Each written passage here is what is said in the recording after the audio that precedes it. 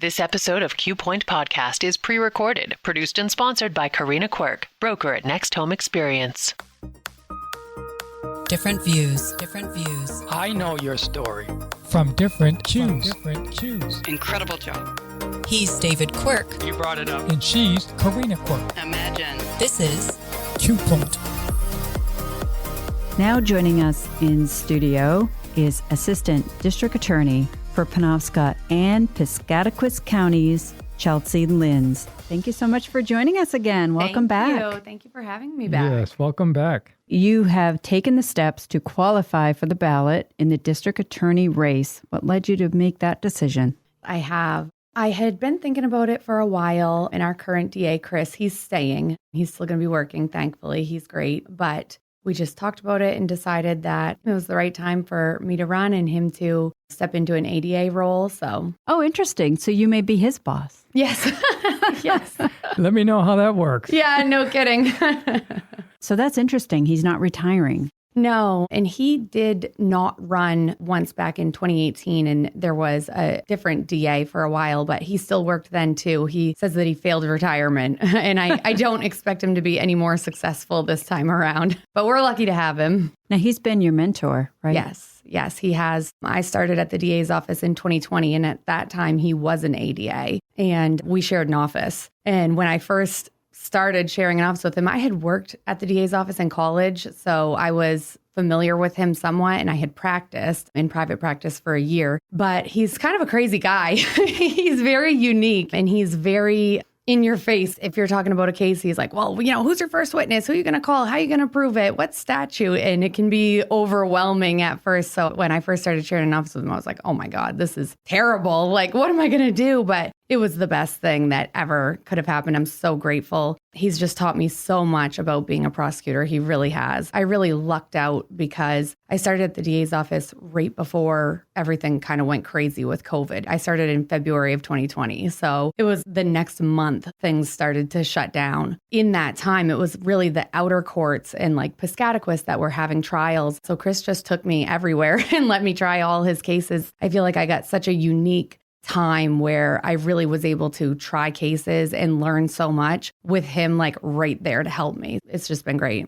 So as it stands right now, you do not appear to have an opponent. How does that shape the way you're approaching the race? I don't have an opponent, it seems, yet. There could still be a write-in campaign or an independent, but I'm obviously not going to spend too much time or money, campaigning as long as I don't have an opponent, which is great because we're very busy at the DA's office.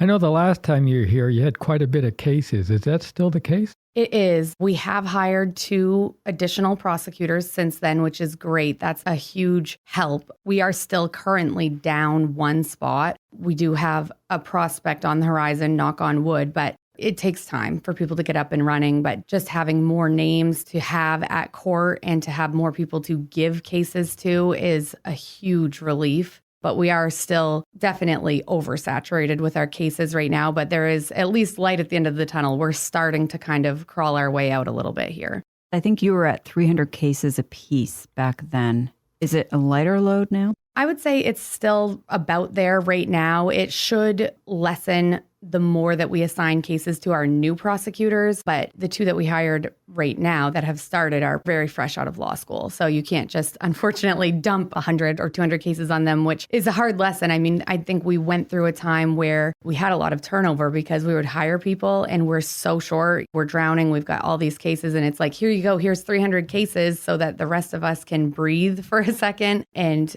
especially for young lawyers, it's very overwhelming. And we had a lot of turnover for that reason. So we're really trying to take care now to resist that urge to just dump cases on people. But they're getting up to speed and we're definitely going to see our caseloads go down with more prosecutors. If elected as district attorney, what will be your focus? There are a lot of things that are important to me in my mind. I really never planned to run for anything. I just love being a prosecutor. I'm really lucky that way. I love my job. And I have definitely had moments, this can be hard for people to believe, where I have felt that justice was done. The system worked. I have prosecuted child rapists and really bad domestic abusers that have gone to prison for decades, even life in prison, which pretty much never happens. So I have had those moments where I feel like this is justice. Justice was served here. But I have had many, many moments where I feel like this is not working. The system is not working. We are failing. And we're not going to minimize those failures just by working hard and trying our cases and doing the best we can in our caseloads. We really need to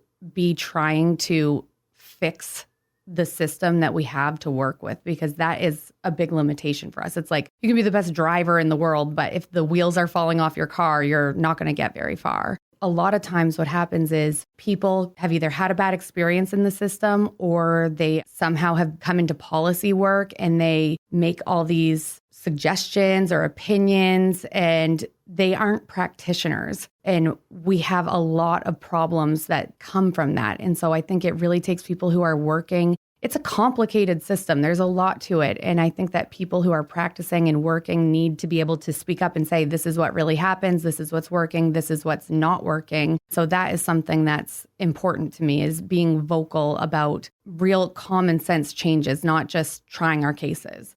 My priority, and I think that this is generally what most people want, is to handle low-level misdemeanor cases in a way that makes sense, and to handle higher, drug trafficking, child abuse, sexual abuse, domestic violence in a way that is swift and strong. And in order to do that, we have to be more efficient than we are right now.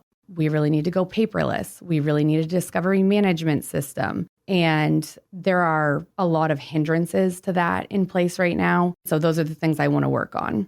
What are the hindrances? The DA's office is kind of unique in that the prosecutor's salaries are funded by the state, but everything else by statute is funded by the county. So our clerical staff, our computers, our pens, anything, our laptops, where we store our actual evidence, that's all paid for by the county. So right now, of course, our county is just bleeding out money to the jail. That is all. We cannot do anything. When we talk about, just for example, discovery management, it's like every police department has mostly body cam, cruiser cam, they write reports, they take pictures, and all of that has to be shared with defense attorneys.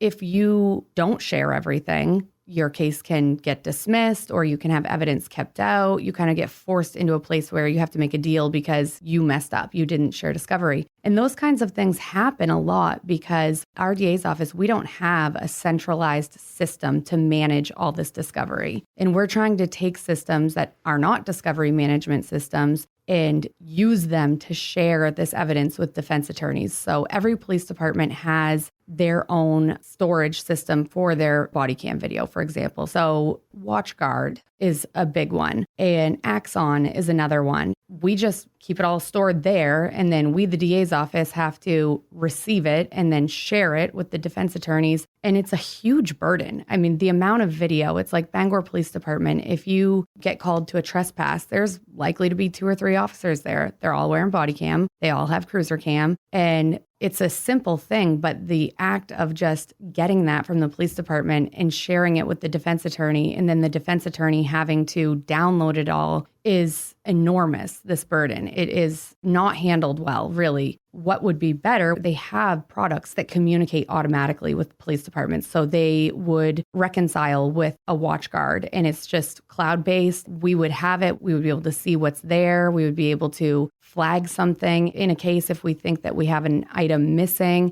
And the defense attorney has that same access. So we wouldn't have to be trying to send it back and forth and make sure they have everything and collect it from 10 different places.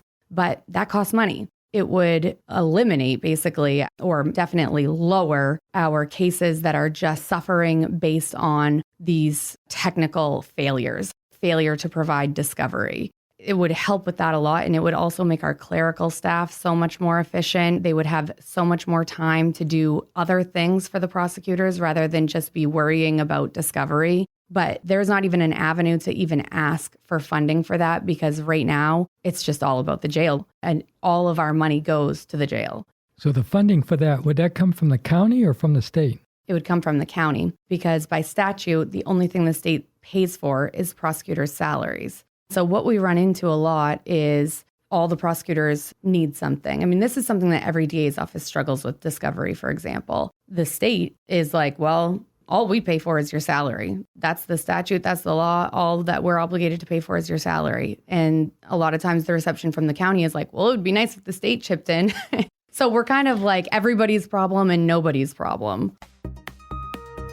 You are listening to Q Point Podcast. I'm Corenna Quirk, co-hosting with my husband, David Quirk, and we are having a conversation with Assistant District Attorney for Penobscot and Piscataquis Counties, Chelsea Lynds.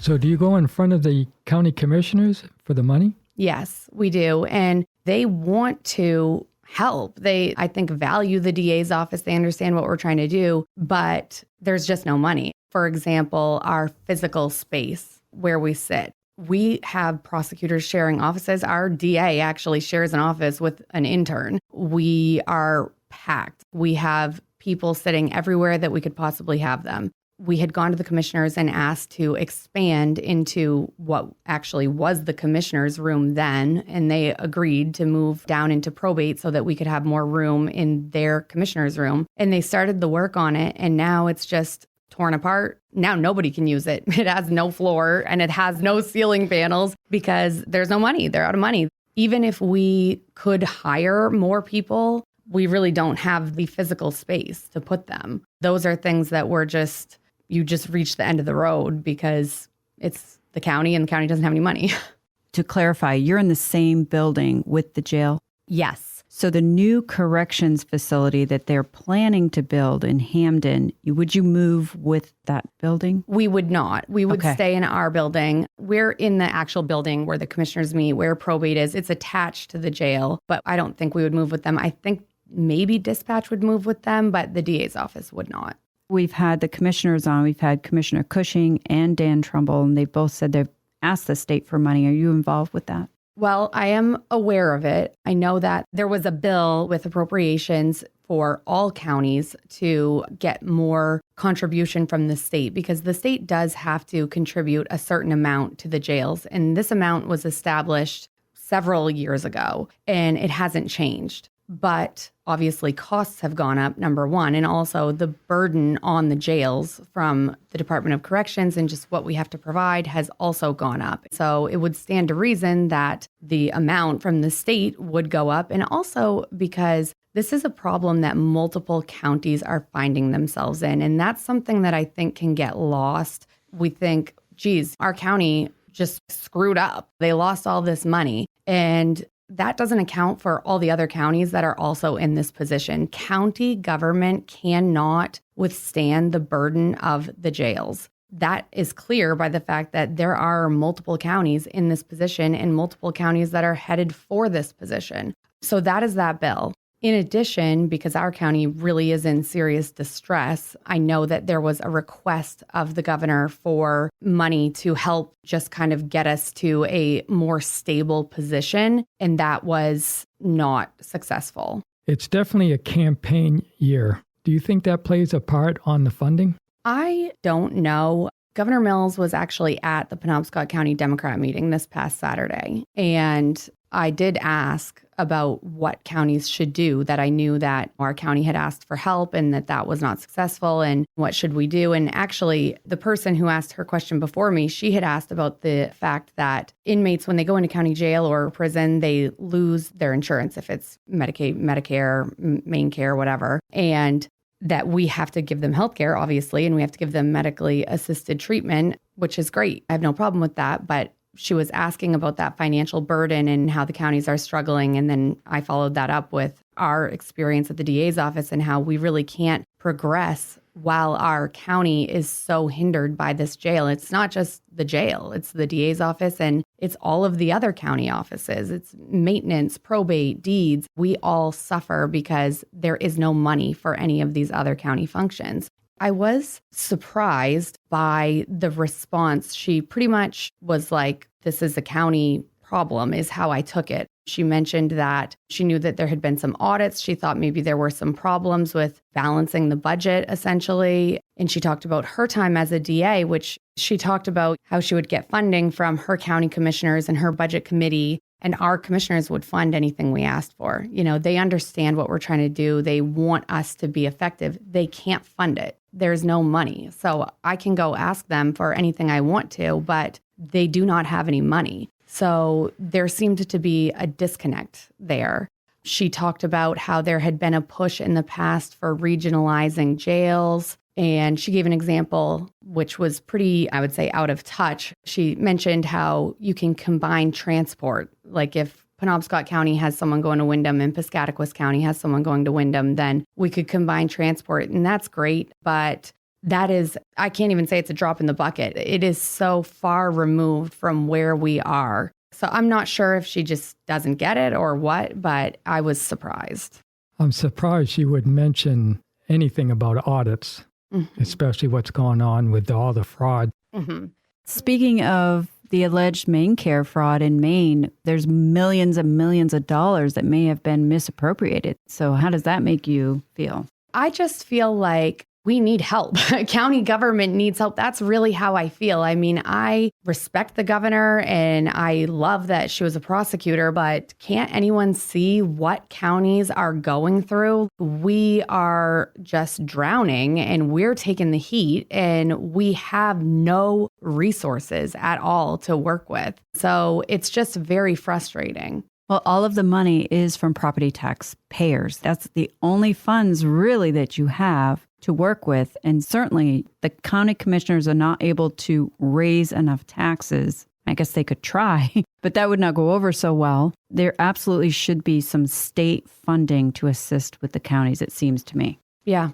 Yeah, it just seems like the priorities are a little off. You know, I'd rather than giving the $300 back to fund some of these communities and counties. I know in Stonington, they just canceled their contract for the sheriff's department of $89,000, and that's kind of concerning. I hope not all rural areas have to do that to survive. Yeah.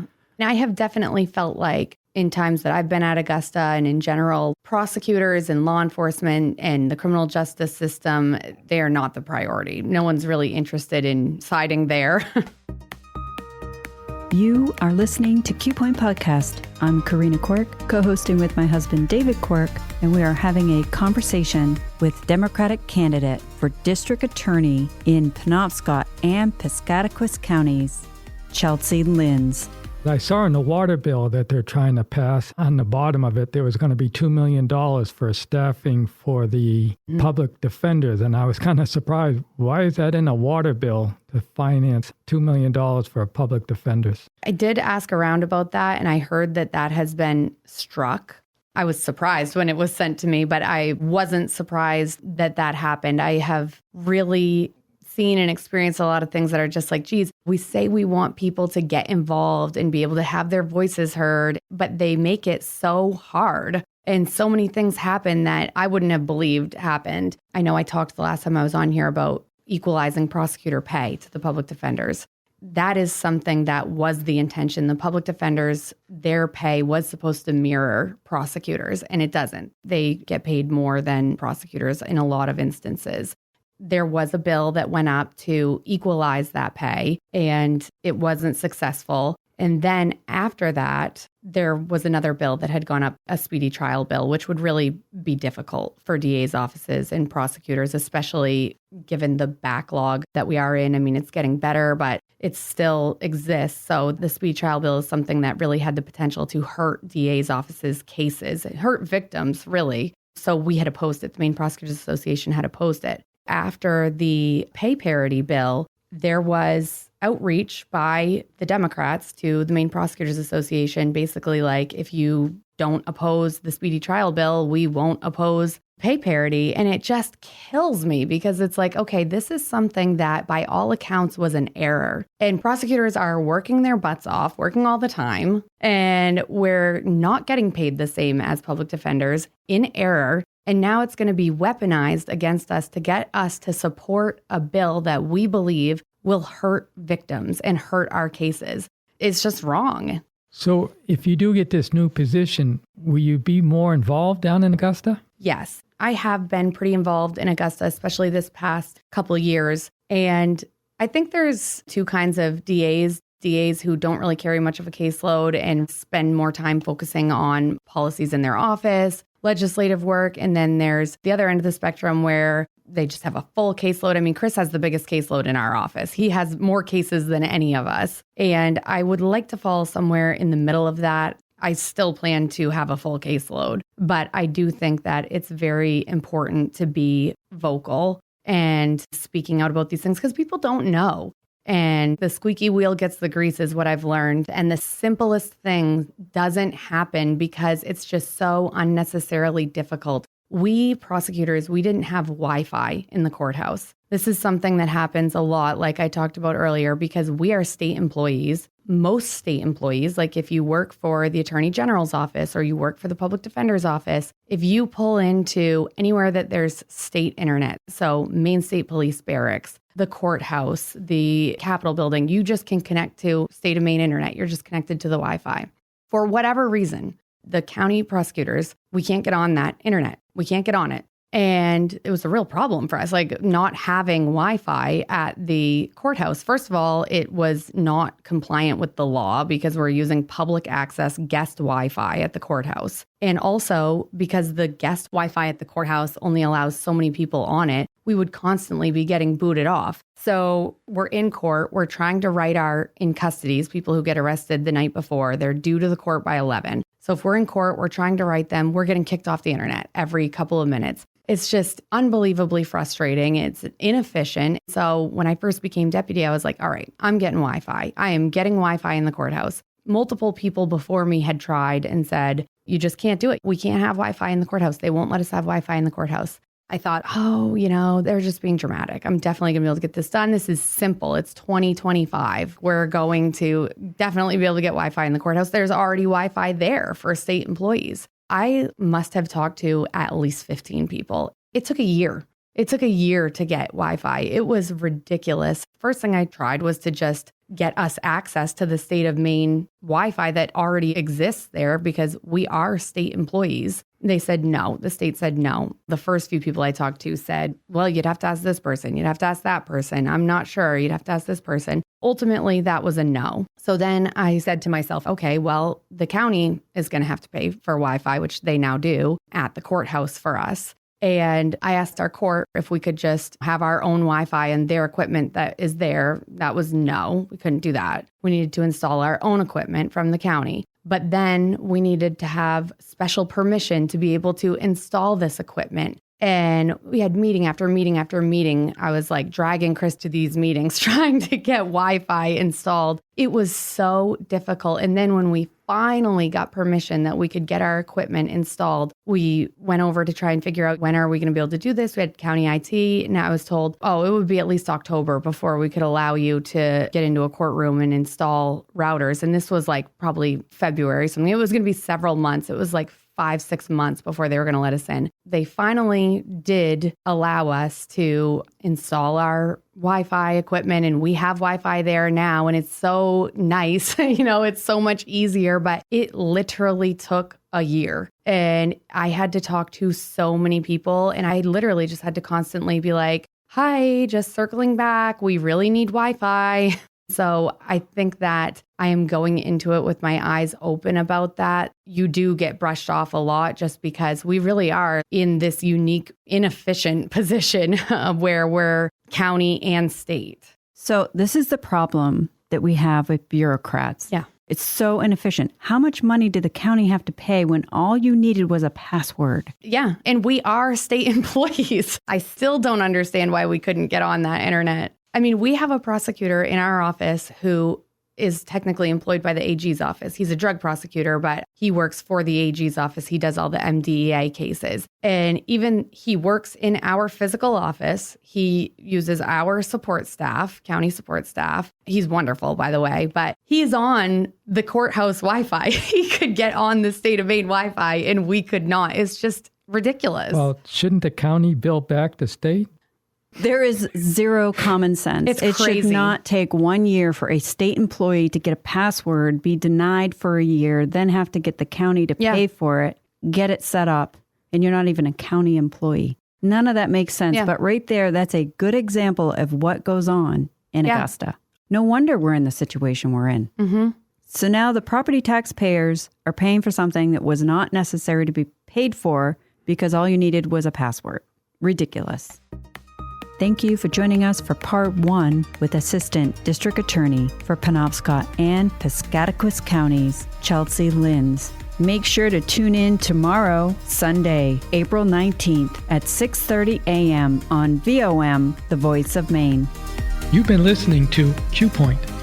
Follow us at qpointpodcast.com or in your favorite streaming app.